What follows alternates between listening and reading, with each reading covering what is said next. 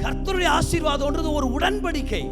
இது என்ன உடன்படிக்கைனா, எல்லா தீமையும் நன்மையாக மாற்றுகிற உடன்படிக்கை.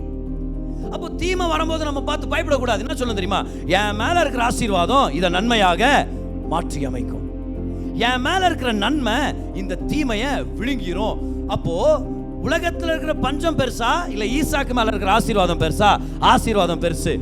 பஞ்சம் இவனை விழுங்கி போடல, இவர் மேல இருக்கிற ஆசீர்வாதம் பஞ்சத்தை விழுங்கி போட்டுருச்சு. கவுனிங்க, உங்க மேல இருக்கிற ஆசீர்வாதம் அவ்வளவு வல்லமையானது. எவ்வளவு வல்லமையானதுன்னா, வர்ற சாபத்தெல்லாம் ஆசீர்வாதமா மாற்றி அமைச்சிரும்.